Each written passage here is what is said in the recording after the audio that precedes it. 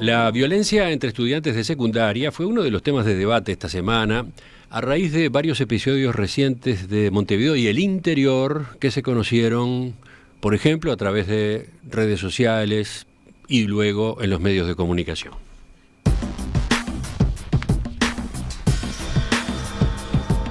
Un hecho que impresionó especialmente ocurrió afuera del Liceo número 4, Juan Zorrilla de San Martín, ubicado en el Parque Rodó, acá en Montevideo. Allí varios alumnos se enfrentaron a golpes de puño por Boulevard España. La pelea, que se extendió al Liceo número 5, José Pedro Varela, que queda a la vuelta, derivó en que incluso se tiraran sillas de un local de comida cercano. La batalla campal fue registrada con sus teléfonos por algunos de los jóvenes y se viralizó en redes sociales. Poco después de ese incidente, varios estudiantes del Zorrilla recibieron un WhatsApp en los que se advertía que este lunes habría un tiroteo frente al liceo. Ante esas advertencias, la policía reforzó la seguridad en torno a la institución, que abrió sus puertas normalmente. Según padres y alumnos, las grescas han sido frecuentes en las últimas semanas, pero a ellas se sumó otra noticia que impactó en la comunidad de ese centro educativo. El miércoles de noche se suicidó un alumno que venía siendo objeto de bullying. Luego de que tomaran estado público los hechos del Zorrilla, se divulgaron más casos de violencia en otros centros. Uno de los videos que fue filmado en el Liceo 1 de Las Piedras también mostró una pelea generalizada. Además, se supo que en la Escuela de Artes y Artesanías Pedro Figari de Uto, una joven de 19 años le provocó un corte a una compañera después de una discusión. En Mercedes Soriano, un estudiante liceal que era víctima de bullying llevó objetos punzantes en la mochila para defenderse. En La Valleja, una madre denunció ante la policía que su hijo de 12 años había sido amenazado y agredido por dos compañeros en el Liceo de Valle y Ordóñez. Y en la Escuela Agraria de Fray Bentos, padres denunciaron violencia a sus hijos por parte de estudiantes mayores. ¿Cuáles son las causas de estas situaciones de violencia? ¿Cuán extendido está el fenómeno? ¿Qué se puede hacer para encauzarlo? Hemos tenido varios enfoques en el programa en estos días, ahora incorporamos otro. Estamos con la socióloga Nilia Viscardi, que se ha especializado en investigar justamente el tema de la violencia en centros educativos y entre jóvenes. Nilia, buen día, gracias por acompañarnos. Buen día y gracias a ustedes por la posibilidad de este espacio. ¿Cuál fue su reacción cuando conoció los hechos del Zorrilla y del Liceo 4? O bueno, los otros casos que se publicaron a continuación. Bueno, siempre produce impacto y dolor la constatación de la continuidad, al menos, de varios de los hechos, de la expansión de los mismos y de su forma. Pero mi pregunta es, ¿sorpresa? Teniendo en cuenta que usted investiga este asunto, ¿no? Siempre hay sorpresa ante el dolor, pero evidentemente es de esperar que continúen o, si bien políticamente, siempre científicamente, políticamente trabajamos para que exista un impacto, una reducción, sea a través de la comprensión alternativa del fenómeno, en el entendido de que la comprensión de los hechos forma parte de las respuestas que implementamos. No podemos tener otras respuestas si insistimos en pensar dinámicas que reproducen el fenómeno. Ahí creo que hay un acumulado que se observa. Hace 20 años se hablaba de violencia en educación, y la agenda científica, la agenda pedagógica se sostenía sobre el análisis jurídico y criminológico que era el que existía, expandía los conceptos con los cuales se trabajaba la violencia juvenil desde una perspectiva de seguridad, y a lo largo de todos estos años, a través del trabajo de investigación, a través de la incorporación sostenida de políticas de literatura que fueron desplazando el eje de la violencia al de la convivencia como respuesta a la violencia. No hablamos de convivencia justamente negando el concepto de violencia, sino apuntando a un diálogo que tiene continuidades con la propuesta de convivencia para pensar una agenda alternativa de seguridad y de seguridad humana, y sustituyendo el trabajo en denuncia, en sanción, que aparece cuando hay fenómenos de violencia en la educación, por una noción que involucra el trabajo pedagógico, la interpelación de respuestas criminalizantes en la adolescencia, en tanto hablamos con sujetos de derechos que cuando tienen una conducta de estas características, están denunciando las dificultades que las instituciones y los adultos tienen para difundir otros sentidos. Vamos. Toda violencia de adolescentes es un fracaso del mundo adulto, no una causa inmutable de su naturaleza en función de su edad. Vamos a volver a propósito de ese planteo general, pero a ver, algunas preguntas más. ¿Esto que vimos ahora es un problema permanente a nivel de secundaria y UTU? ¿Apareció ahora porque están comenzando las clases después de meses de vacaciones? ¿Viene en aumento o cada tanto aparece de manera pública porque existen los teléfonos celulares para filmarlos, las redes sociales para difundirlos? ¿Qué es? Los tres elementos juntos. Si tenemos altas tasas de homicidio, tasas que han pasado de 6 a, en los 90, a 8, 10, 11 homicidios cada 100.000 habitantes, pero si además tenemos altas tasas de suicidio, yo me tomé el trabajo de repasar y hemos pasado de 10 cada 100.000 habitantes en la década de los 90 a más de 20 suicidios cada 100.000 habitantes, y en ambos fenómenos la centralidad de los adolescentes y de los varones particularmente es impactante, de allí que existe una asociación. O sea, hay un contexto que hace que esto no se descuelgue, no sea una rareza. Hay un contexto que no permite visualizar chances de que los adolescentes, como toda la población, no sufran o protagonicen hechos. ¿Dónde vive un adolescente? En un centro educativo, y si no está inscrito o matriculado, sus conexiones, sus vínculos harán que la exprese mayormente en ese lugar, entre otras cosas porque hay jóvenes. El tipo de violencia, el tipo de hechos de violencia que hemos visto, esto de esas peleas así, con cantidad de jóvenes involucrados en la calle, corridas, ¿eso sí es nuevo o siempre existió, o se ha dado antes también?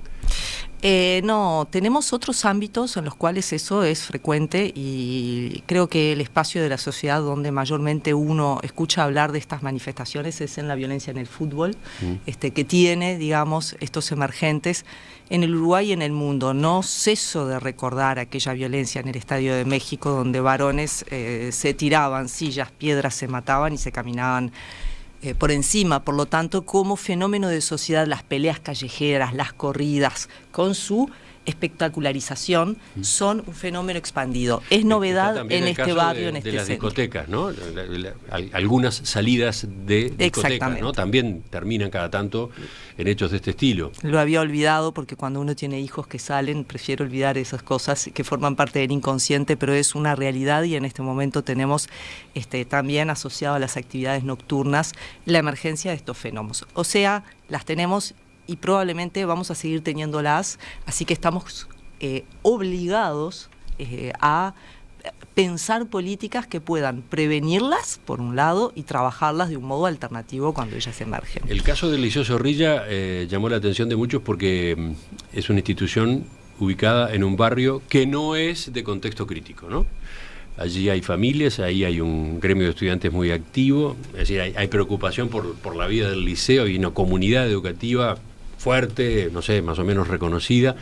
¿Eso importa, no importa? Importa muchísimo porque han ocurrido varios, paralelamente a, digamos, la gravedad de los hechos, se han activado allí un conjunto de respuestas que son bien interesantes, y los actores que las han activado además tienen a nivel social legitimidad suficiente como para sostenerla. ¿De qué estoy hablando? Evidentemente la comunidad de padres del Liceo Zorrilla, el propio centro en sí, no forman parte de aquellos actores que a nivel social tienen dificultades para hacer escuchar su voz. Estoy hablando en este sentido de que estamos ante la posibilidad de tener una respuesta a la violencia a través de los actores y la participación de los actores. Eso en cuanto a la respuesta, pero mi pregunta era a propósito de que ocurrieran ahí estos hechos. Y eso lo que, digamos, no hay, la violencia no tiene barreras cuando se expanden sus tasas y sus manifestaciones. No hay contexto social que tarde o temprano no lo manifieste.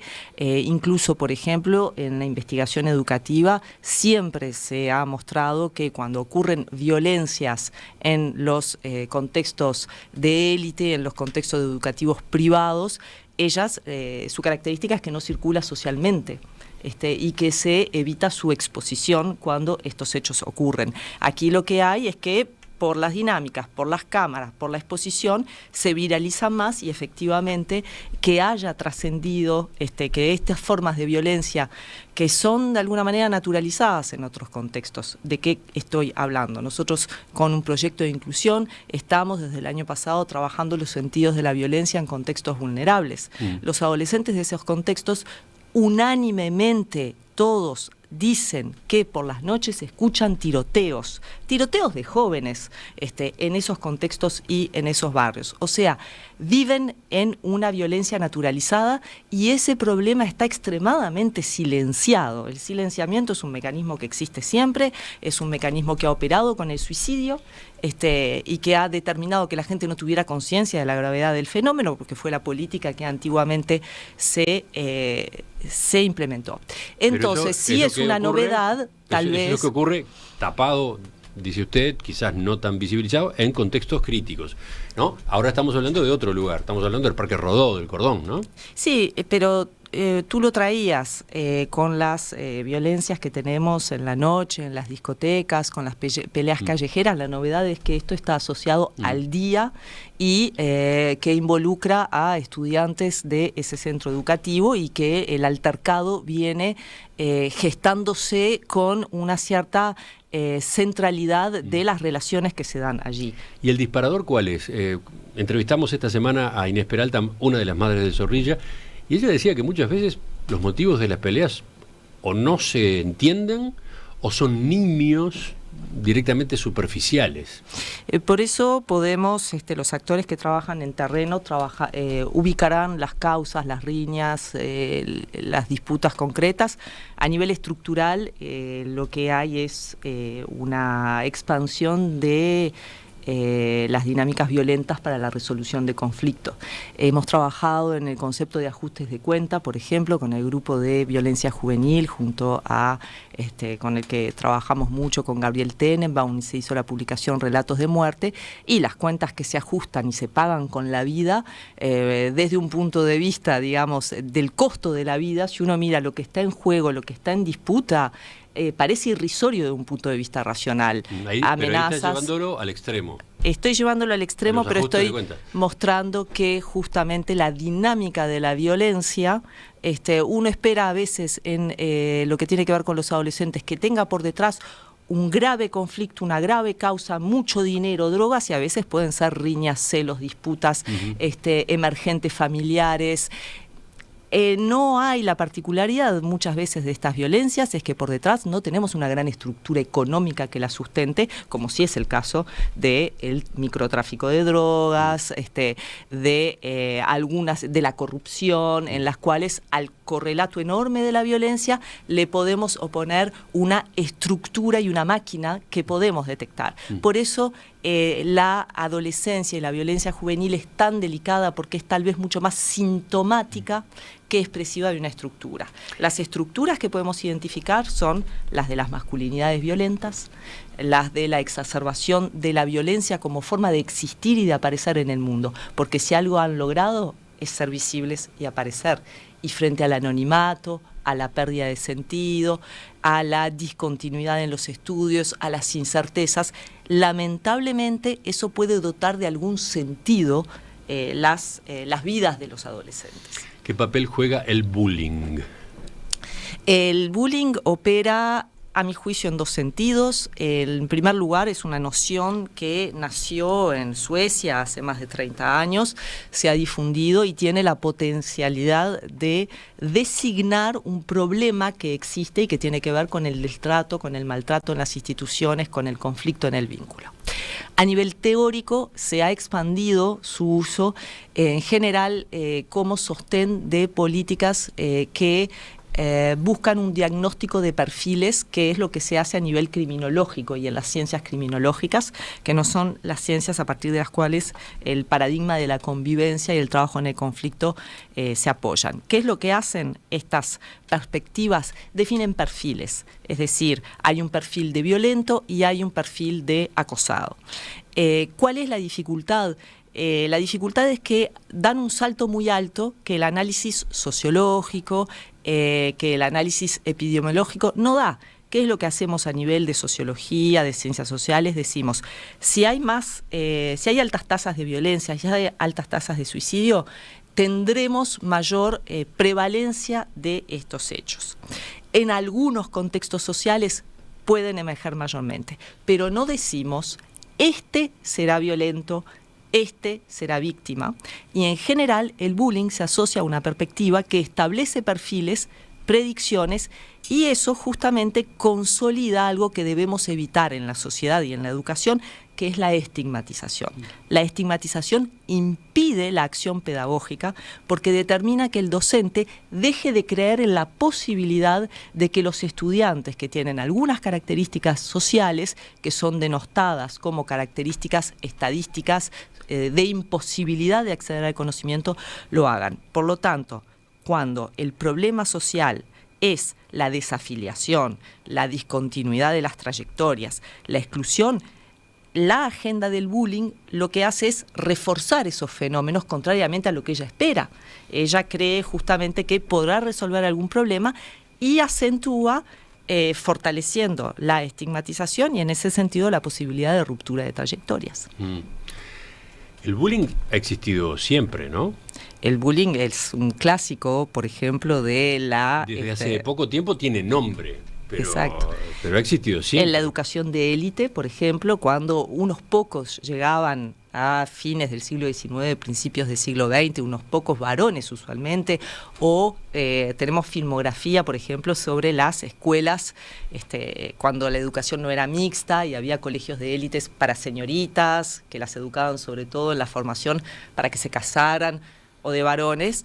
La violencia entre adolescentes y jóvenes era enorme también. Lo mismo, obviamente, no era designado en este sentido, no era pensado como bullying, ¿no? Y lo mismo también con las pedagogías violentas, que eran, digamos, la única cuestión. Violenta.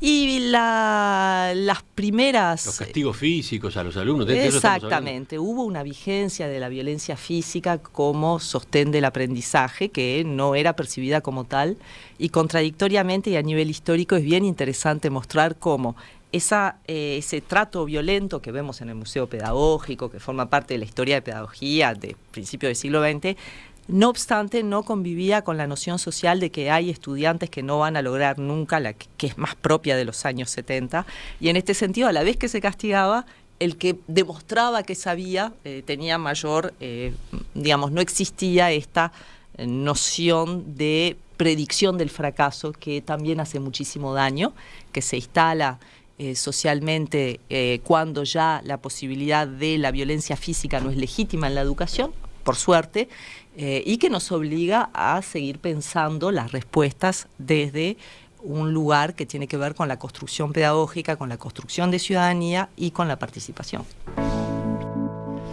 A partir de esta recorrida de qué es lo que hay detrás o podría haber detrás de estos hechos violentos entre estudiantes, entre jóvenes de liceos, por ejemplo, creo que conviene que vayamos en la segunda parte a cómo enfrentar estos problemas, cómo darle solución, si es que se puede dar solución, cuánto debe hacer la comunidad educativa, el liceo, cuántas son acciones que vienen de otro lado.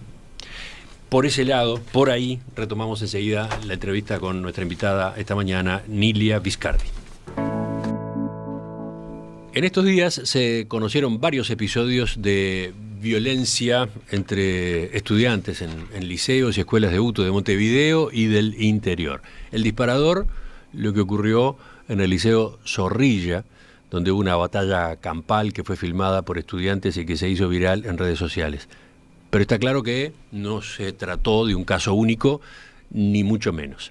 Estamos explorando qué hay detrás de estas situaciones, cuáles son las causas y sobre todo qué hay para hacer, cómo encarar este tipo de desafíos desde el punto de vista de las instituciones educativas concretamente.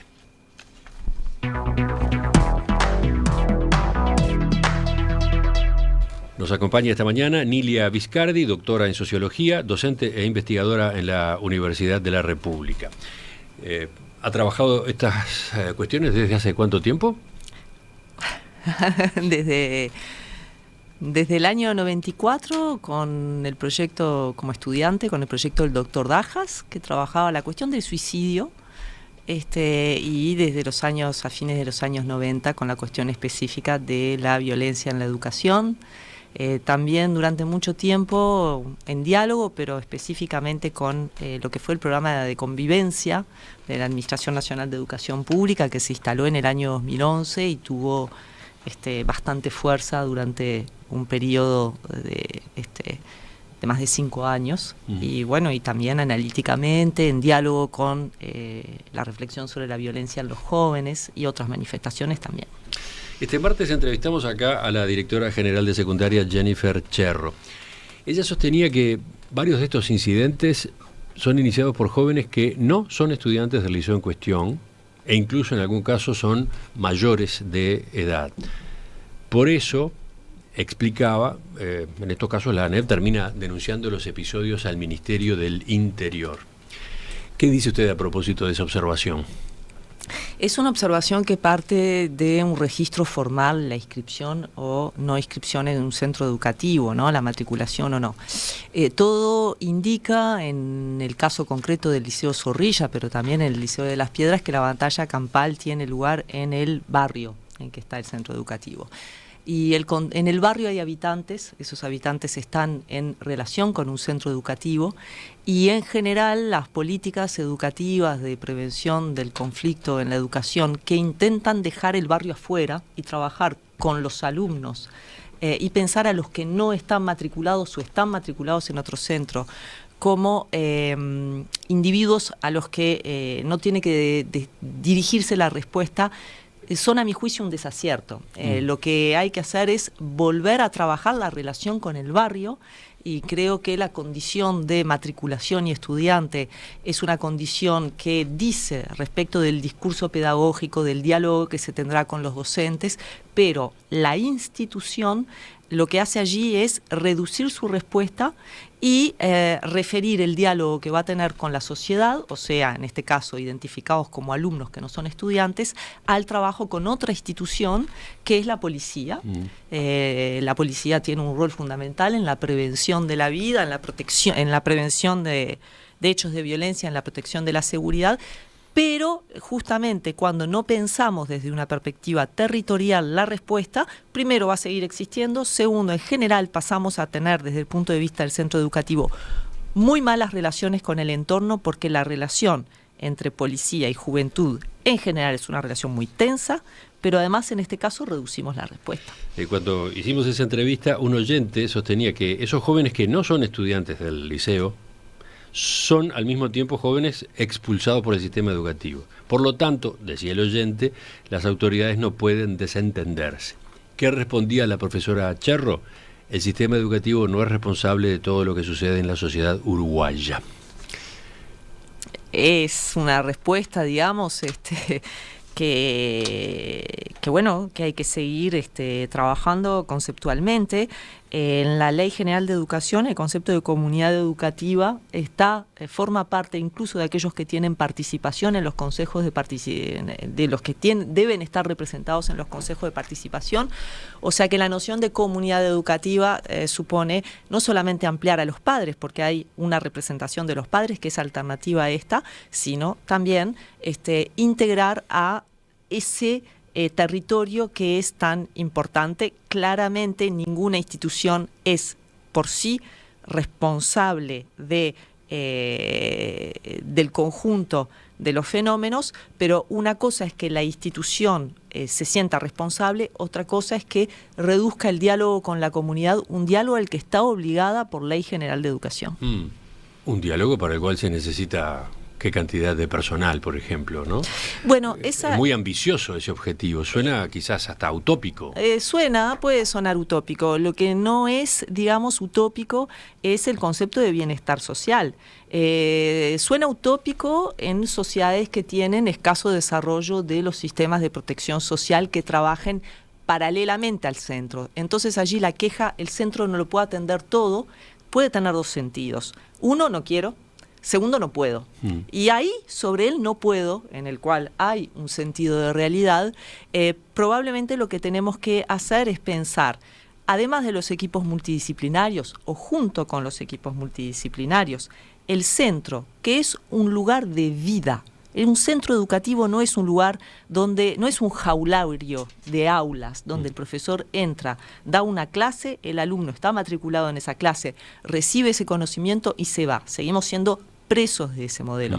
En el centro educativo se vive, se come, se interactúa, se habla afuera y adentro, tiene incidencia lo que los padres, los vecinos, los comerciantes hagan, aunque el centro educativo quiera pensarse por fuera de sus límites administrativos y de matriculación, no lo puede hacer. Y esto de alguna manera sí tiene que ver con una denuncia que es atendible y es la de los escasos soportes que los centros educativos tienen para realizar su tarea. En el censo de convivencia que hicimos en el año 2012 y que fue publicado en el año 2015, 60% de los centros educativos del país no tenían a su alrededor deporte, cultura, liceo, cine, cancha de fútbol. Es decir, eran efectivamente lo único que había. Ahí está. Y eso los cargaba de tensión. No está hablando de la infraestructura del liceo, está hablando de lo que pasa en el barrio, de lo que no hay en el barrio. Y el barrio, digamos, Zorrilla está inscrito en un barrio donde hay, de alguna manera, una cierta riqueza, mayores recursos. Piensen ustedes en los territorios de la ciudad y del país donde efectivamente no hay estructuras paralelas, donde sigue siendo un reclamo que haya un espacio público para que se haga deporte, para que haya interacción. Y la falta de espacios públicos sumada a la violencia en el espacio público hace que la gente se refugie en los pocos espacios públicos que hay, los centros educativos, y eso recrudece la tensión sobre el centro. Enseguida la discusión se plantea en torno a los equipos de psicólogos, de asistentes sociales, si son suficientes o no son suficientes, qué tipo de actividades llevan a cabo estos profesionales. De lo que usted está diciendo surge bastante claramente que con eso no alcanza, ¿no? Atacar una herramienta que existe y que está y que es aceptada, digamos, es absolutamente infundado, o sea que los equipos tienen un rol que jugar. En el programa de convivencia, el Consejo de Educación Técnico Profesional lanzó una reflexión disparada con y por y junto con los equipos multidisciplinarios, creo que al año 2010, 2012, y ellos se preguntaban cómo reenfocar su acción para que no sea individuo a individuo, porque no es sostenible, sino que tenga un sentido pedagógico con foco en el centro, o sea que hay allí una riqueza muy importante. Creo que las dimensiones de los centros educativos hacen que deba permanecer este foco, deba ampliarse la respuesta a través de los equipos, pero deban potenciarse y poder contar con actores de la salud, actores del sistema, digamos, de salud pública, de bienestar social, políticas de alimentación, políticas de vivienda, si no van a estar solos. Sí, decía un oyente que mandaba el mensaje, y creo que va un poco en esta línea: me preocupa el énfasis que se pone en la salud mental y que no se hable sobre convivencia. Lamento que no tomen en cuenta que hay dos abordajes: por un lado salud mental, por otro convivencia. Si nos quedamos solo con salud mental, no alcanzan los psicólogos en el país. Y además implicaría aceptar que la mayoría de los adolescentes padecen trastornos mentales. Si trabajamos el tema convivencia en centros educativos, se soluciona buena parte de este problema. Y además citaba experiencias exitosas que ha habido acá, que hay acá en nuestro país, yendo por ese camino. Es fascinante el comentario y yo creo que nuevamente hay cuestiones positivas y cuestiones preocupantes en el sentido del comentario. A ver. La cuestión, digamos, positiva es que reconocemos en Uruguay la existencia de un problema de salud mental, si no, no tendríamos una explicación para la altísima depresión, por ejemplo, que es estructural y a la que se han sumado los efectos de la pandemia por el encierro, que tiene vertientes preocupantes como la alta medicalización de la sociedad y de los jóvenes en particular. Ahora es clarísimo en el trabajo que hicimos en el Seminario Arte, Política y Educación del año pasado que entre los adolescentes tienen, por un lado, en la construcción política de su voz, reclaman salud mental. Y eso tiene que ver tanto con una realidad como a mi juicio con un refugio político. ¿Refugio político? Exacto, porque no ha sido posible en los últimos tiempos, en función de el impacto que ha tenido el debate sobre la laicidad y la sospecha de que algunos sentidos pueden atentar contra la laicidad. Uno necesita reclamar a través de un concepto que no sea políticamente objetable. Si yo tengo un diagnóstico respecto de un problema de salud mental, eso no es políticamente denunciable y permite también canalizar la voz, generando este efecto que el comentario denuncia, es decir, termina existiendo una gran identificación únicamente con el problema de la salud mental, cuando recordemos que si hay carencia del sostén, de la protección, si el Estado reduce, si tenemos problemas de falta de trabajo, si tenemos problemas de bajos salarios, si tenemos presencia de armas, si tenemos violencia doméstica, si tenemos femicidios, la salud mental se va a ver afectada, porque tenemos problemas sociales y el individuo que los recibe efectivamente puede terminar con distintas patologías que no son el resultado de su estructura psicológica débil, vacilante o fallida, son el resultado de un modelo social que se expresa, entre otras cuestiones, en la afectación a la salud mental de los adolescentes y de las familias. Pero no es porque están locos, cosa que existe, hay patologías psiquiátricas. La cuestión, digamos, es por qué todo se reduce o por qué solo podemos denunciar eso, ¿no? Sigo mirando mensajes de oyentes ahora, los que están llegando durante esta entrevista, y me encuentro con este de Manuel, que dice, a propósito de violencia escolar, en Estados Unidos estimulan las competencias deportivas entre colegios, entre grupos, entre barrios, competencias de cualquier cosa, desde fútbol a porristas. Es una forma para canalizar ese tipo de comportamientos problemáticos. Sin duda, y las competencias deportivas requieren de el fortalecimiento del deporte, de sus instituciones. Allí el Uruguay ha progresado muchísimo y me remito a lo que es la experiencia del ISEF, que ha tenido un crecimiento universitario muy importante, que además ha sido la institución universitaria que ha logrado rupturas revolucionarias de trabajo con la NEP en áreas donde el diálogo se había cortado, allí se generaron programas y acciones. O sea que llamo también a fortalecer el deporte como una dimensión primero, que mejora la salud física y por lo tanto mental, que es imprescindible en la adolescencia y que desde un punto de vista de ciudadanía y de participación efectivamente permite canalizar el conflicto a través de un juego regulado cuando se trata de deportes de competencia y otras formas deportivas que no suponen la competencia con un otro.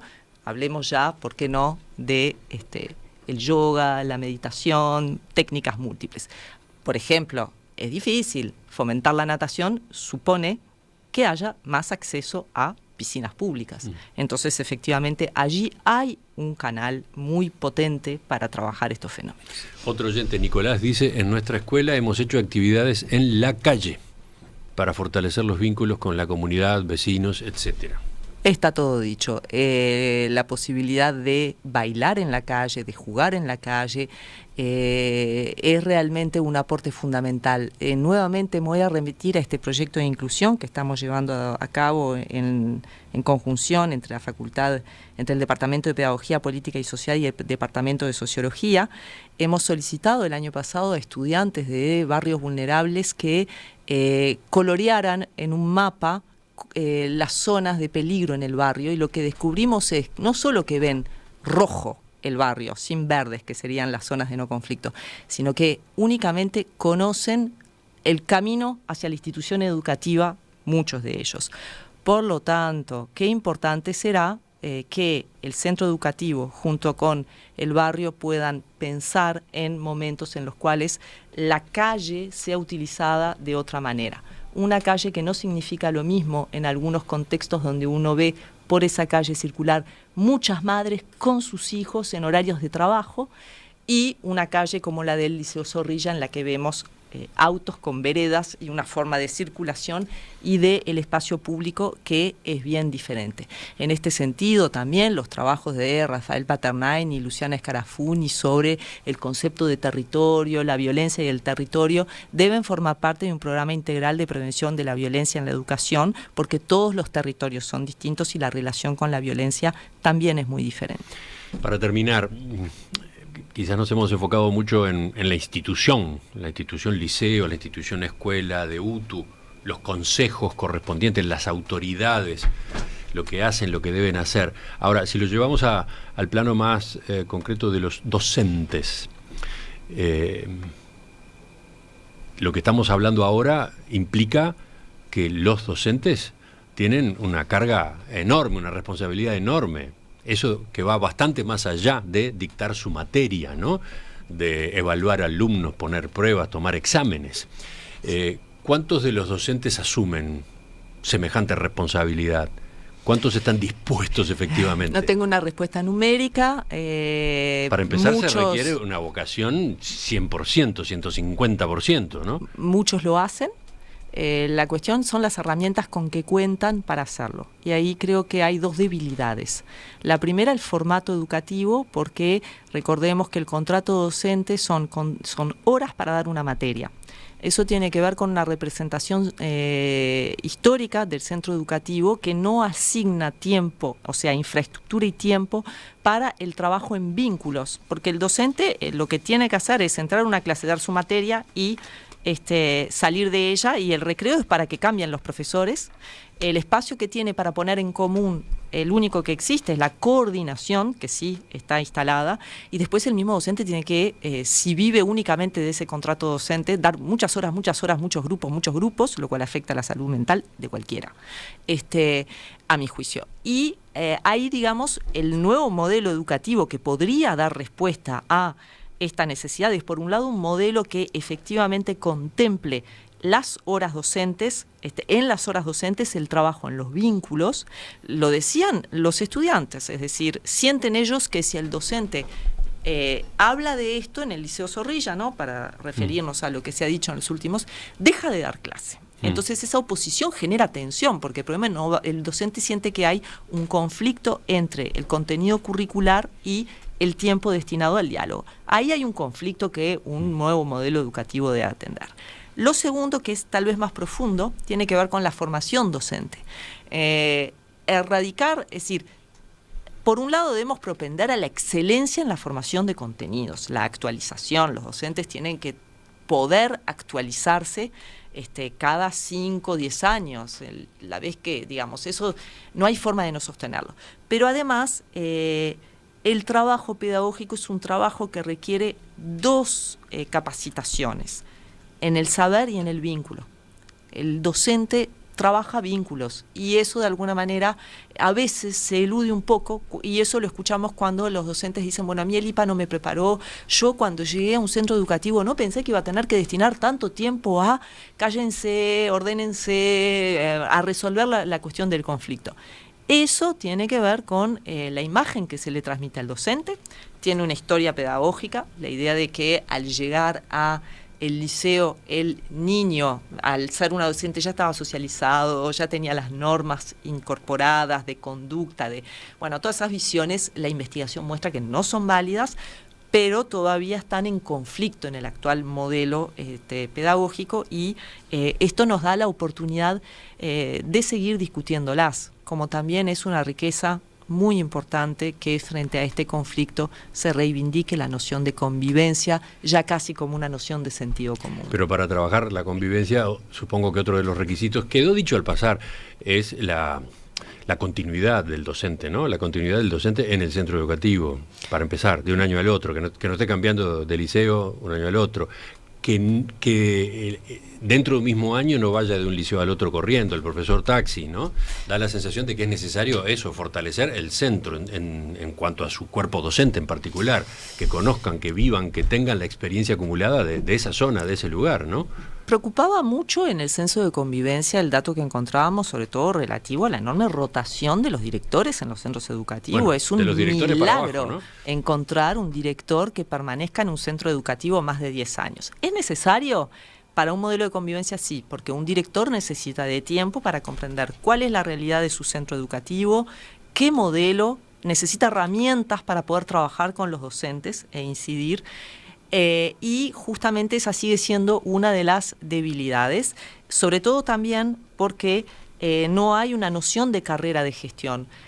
Uno entra a la formación docente para dar clases, y como todo en la vida, puedo descubrir que me gusta o no, pero además la forma de ascenso que todos necesitamos como reconocimiento, es a través de los cargos de gestión.